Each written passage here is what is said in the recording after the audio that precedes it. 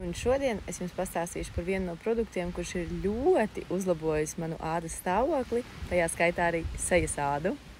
Džožobas eļļa atgādina mūsu pašu šo sebumu eļļaino vielu, kas aizsargā mūsu ādu no kaitīgās vides ietekmes un saglabā tajā mitrumu. Un tiešām tā sejas āda pēc tam ir ļoti maiga, skaista, pabarota, mitrināta.